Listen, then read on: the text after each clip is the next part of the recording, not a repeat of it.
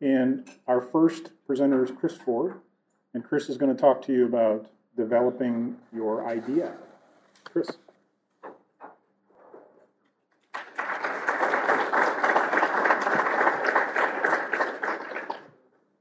Well, thank you, Carl. You know, as I look at the lineup here, I see that I graduated in '73, and everybody else seems to be well behind me.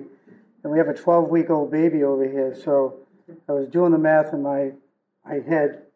I am a Northeastern graduate. I can do that, you know. And so this kid will be the class of 2033. So just to put it into perspective, you're not talking to a young guy here. Let me, oops, I screwed up already, Julie. There we go. As I mentioned, I'm a graduate of the College of Business Administration, 1973. I'm the chairman of a dialysis services company, which is based in Beverly, Massachusetts, known as American Renal Associates. And why I'm hanging out with all these people from the pharmacy school and everything, I don't know, but that's for another day to talk about. But today I want to give you some thoughts on developing your business idea. And there's an old saying that if you don't know where you're going, any road will take you there. And that will be no more true than when you put yourself in front of some investors, potential people to give you money or lend you money, whatever you want to call it. While you're talking to them, they are constantly saying to themselves, well, what is this idea and how are they going to get there? So it's very important that you remember this. And I want to assure you up front about the Health Sciences Entrepreneur Program that we are not here to pass judgment on ideas that people come before us from mentoring services. Rather we're here to help those folks to become better entrepreneurs. So there's really no bad ideas. A few years ago, we visited the very successful MIT Venture Mentoring Service Program, and they told us to expect that some business ideas would come before you that just sounded downright silly when you first heard them. And they cited an example of a group of MIT students who came in and they presented their idea, and their idea was to develop a flying car. And they said they almost laughed them out of the room, but they hesitated from doing that and let them go on. Well, his testimony to the thought that there are no bad ideas if you have a well-thought-out idea and a roadmap to get there. And I'll read it to you. It says, Boston, Mass., March 2009, Terrafugia, as it's called, a game-changing aircraft company, announced today the first flight of its transition rotatable aircraft proof of concept, often referred to as a flying car. The Transition is a two-seat aircraft designed to take off and land at local airports and drive on any road. Transforming from plane to car takes the pilot less than 30 seconds. And here's what it looks like on 128. And that's what it looks like at Logan Airport. So the flying car that seemed so silly when first proposed became a reality. The company is well-funded. They're based in Woburn, Mass. You may have followed in the news. The Commonwealth of Massachusetts stepped up and tried to keep them in Massachusetts. They were wooed by, I believe, the state of Michigan, a couple other states, and the Commonwealth did a good job of convincing them to stay here in Woburn. So they're up and running. And if you go on their website, terrafugia.com, there's a great little video of showing this thing go up in the air, come back down, and it's pretty fascinating stuff. So I thought you'd appreciate that. They recently were part of a $65 million award from the Pentagon to develop a military application. It just makes sense. So they are literally off the ground. And let me move on and share with you some of the fundamentals of your own idea development. And the first, I would suggest you should start off with your passion. Write down a list of everything you would do, even if you weren't paid to do it. If you're the world's best basket weaver, don't try to do something different than that. But second, you should focus on the need that you are meeting. And, if there's no market for baskets, I don't care how good you weave, you're not going to be able to do it. And ask yourself, is there a need? And how can I make money fulfilling it?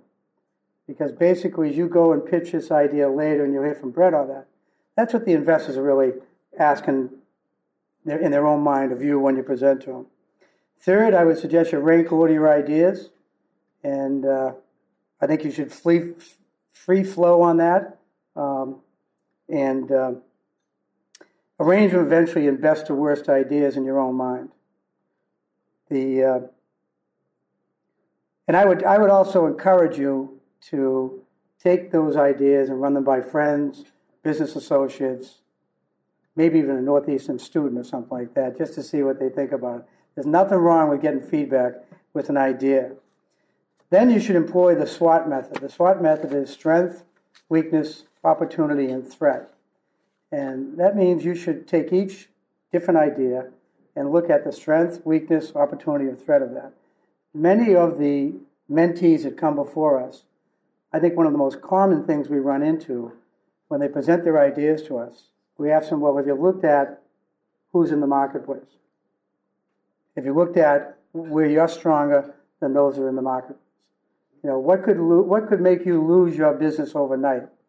And most cases, that analysis has not been done. Then you should research the market that you're proposing to go into. It's not that hard to do. Today with the internet now is so powerful, and I think you'd be very surprised on the amount of data available on almost anything. And I would encourage you to go to the marketplace and talk to people that are in the marketplace. One of the great things about America is how people are so willing to give up, knowledge to you and talk to you about things and what they do and why they do it. And it's one of the great things that I think we as Americans have. But finally, you got to come down to at some point to refine your idea and put it into the most simple format. Many ideas you hear are too complicated. You can't understand them.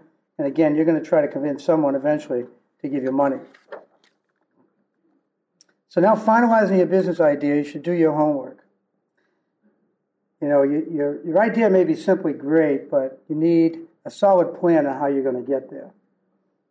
Chalk out a business plan, which means covering 4 broad areas in my view. It should be the business description itself, the marketing strategies, the availability of funds, and the management practices you're going to use. Then you need to build a support system, and that's, comes in the form of discussing the pros and cons with your family, with your business associates, professionals, and one thing I strongly encourage you to do is find a mentor. I mean, the program here is available to any Northeastern alumni, and I would encourage you to use those services.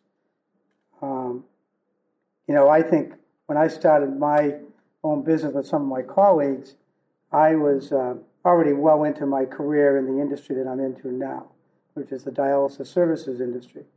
And so we didn't really need to prove out what we were doing. We already had the concept before us. But I wish I had had a mentor when we were at that stage of development, because there's so many things that we did not know about starting a company. So I encourage you to, go out there and talk to friends, family, and associates. Then you need to sort out legal and tax matters. I think it's one of those things that people don't put enough emphasis on. How do you register a business? How do you set up a payroll? Different types of contracts, offer letters, purchase orders, things of that nature. Whatever you're selling, whether it's a widget or a service, you're going to have to eventually put that into play, and you need to think that stuff out.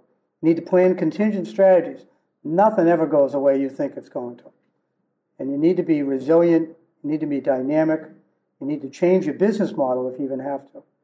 We've had numerous cases in this room here right now with some mentees that came with us one concept, and they've completely evolved into a different concept, somewhat related, but completely different. And you need to be very flexible in that sense if you're going to be able to take your idea forward.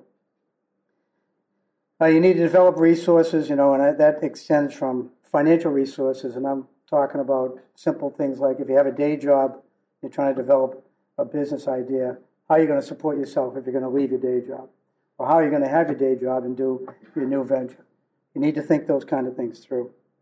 You need to think about staff that you're going to need to employ, physical space, even, family support and what's going to go on in the meantime. Nothing like a home wrecker than someone trying out starting a business with a bad business idea. And then the final thing I would suggest you do is you prepare your presentation. And someone described to me you need to do the mum test. And the mum test is, if you can explain it to your mum how you plan to make money, there's a good chance you will. And I don't know about you, but my mother would cut right through everything on me. And the best business models, remember, are always the models that are simple and easy to understand. So with that, I will turn this over to Brett. Thanks, Chris. Chris, thank you. Okay.